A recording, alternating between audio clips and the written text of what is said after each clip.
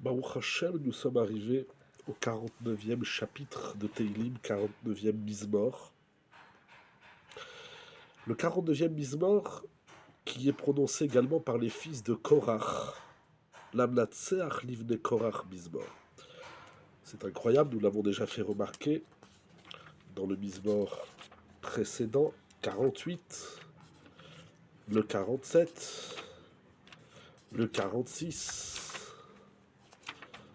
le 45, tous ces Mizmorim et le 44 ont été prononcés par les fils de Korach. Je suis encore grandement impressionné de cette qualité des fils de Korach qui se sont détachés du combat de leur père, qui est un combat de marloquette, de querelle, ce qui va leur permettre d'avoir des visions gigantesques lorsqu'on se sépare de la marloquette. C'est intéressant, c'est que lorsqu'on se sépare de la querelle, on s'ouvre vers des horizons plus larges. La querelle, la marloquette, rétracte l'homme. C'est incroyable. Dans ce Mizmor, les fils de Korach vont éveiller l'homme à la tchouva, c'est-à-dire qu'ils comprennent que ce monde-ci n'est pas l'objectif, le but de la vie, mais que le but se trouve dans le Olam Haba. Ce Mizmor nous explique les Mefarshim, ramenés ici dans Teilim édition Metifta. Dans ce Teilim 49, David Ameler, par le biais des fils de Korach, s'adresse à l'humanité tout entière, pas seulement au Béné Israël. Tous ont besoin du message de ce psaume, qui contient notamment un message pour la période qu'on appelle Chevlé Mashiach, littéralement les contractions du Mashiach. C'est donc la période pré-messianique.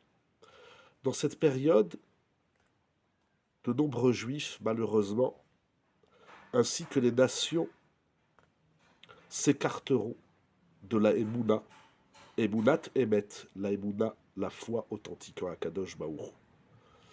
Pourquoi vont-ils s'éloigner? C'est incroyable que la période pré-messianique va éloigner les hommes de la Emouna, parce qu'ils vont voir la félicité des impies et la bassesse des croyants. C'est la grande question. Voilà que ceux qui croient en Hachem vivent des situations difficiles, et les Réchaïm, les impies, ont la réussite dans ce monde. Ceci va éloigner nombre de Béné Israël ainsi que les nations de la foi en Akadosh Baruch Hu. Et donc ici, les Béné Korach nous rappellent à l'ordre de ne pas nous éloigner de la réelle Emouna, de la Emouna authentique, et que ce que nous voyons dans ce monde ne soit pas un prétexte pour nous éloigner de la Emouna.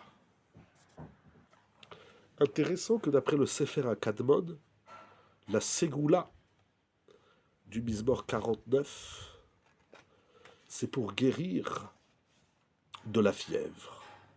La fièvre, c'est intéressant parce que c'est la température du corps qui se trouve dans la tête. On prend la température, le taux de chaleur de degrés du corps dans la tête, sur le front, sur le front, sur le front. C'est incroyable. C'est-à-dire qu'il y a, j'ai envie de dire, la fièvre de ce monde qui tourne l'esprit de l'homme. Et l'homme vit en stira, parce que qui dit fièvre dit qu'il y a un manque d'harmonie dans les cellules du corps humain lié à une infection, chasvé shalom, une maladie. Et donc ça fait de la fièvre, ça monte à la tête. Le problème de la maladie est ce qu'il est, mais le symptôme premier, c'est la fièvre. La fièvre de ce monde qui déstabilise l'homme et lui fait croire que ce monde est une finalité. Et l'homme ne reconnaît pas l'existentiel, soi-disant par cette question. C'est vrai que la question est gênante. Les Mefarshim, les penseurs, les maîtres de la Torah ont longuement traité de la tzlacha des Rechaïm,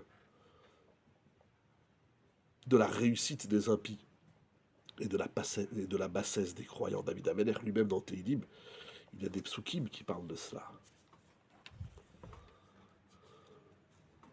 Abotrim al chelam ou brovoshram halalu.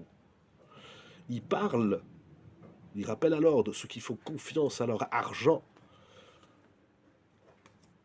se glorifient même berov oshram halalu. Certes, l'argent est une notion importante dans ce monde, mais ce n'est pas l'argent qui nous donne la sécurité de la vie, et encore moins de l'existentialisme.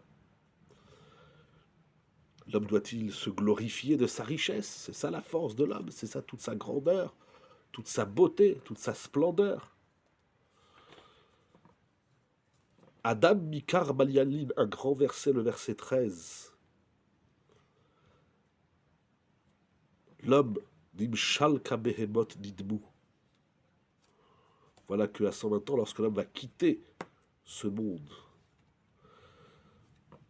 est-il différent de l'animal? Qu'est-ce que l'homme emporte avec lui? Si la vie n'a qu'un sens de matérialisme, alors les efforts, les épreuves, les drames de la vie en valent le coup, surtout pour finir dans un trou. Est-ce là le sens de la vie, de venir et de partir? Sommes-nous différents des animaux? Qu'est-ce que l'homme emporte avec lui? Il n'apporte même pas son honneur, son yékar. Il répète ce verset, c'est incroyable, d'abord au 18, qui l'homme est motoi kachakol. Lo yeren acharav kevodo. L'homme dans la tombe, il n'emporte rien avec lui. Seul son âme, qui nafsho mechayav yevarer. Seul son nefesh. Et il répète Adam Mikar Balialin, Velo Yavid, pardon, ici c'est Adam Mikar Velo Yavid. L'homme, il ne comprend pas. L'homme refuse de comprendre le sens existentiel de la vie. Et donc, lorsque l'homme refuse cette réflexion, il n'est pas mieux qu'un animal. C'est l'éveil des fils de Korach, ici dans ce Mizmor magnifique 49, où David Ameler nous invite à penser, pas besoin de penser des grandes pensées philosophiques, mais tout simplement quel est le sens de la vie, comme dit le Messilat Yesharim. Yesod achassidut veshoresh ha'avoda, she'itbarer v'yit'amet etzel ha'adam ba'ir chovato be'olamo. Grande phrase du Messilat Yesharim, du Ramachal. Yesod veshoresh, la base et la racine de tout, c'est de clarifier et authentifier quel est le sens de la vie. C'est une question de base qu'on refuse aujourd'hui de se poser. Je ne sais pas pourquoi. On court après la matérialité, qui est nécessaire pour la vie, bien évidemment, mais pas pour en faire une finalité. On passe à côté de grandes choses lorsque on ne pense pas un minimum le sens de la vie. Que nous puissions, par le mérite des Télim, entendre des bonnes nouvelles pour nous et pour tout Israël.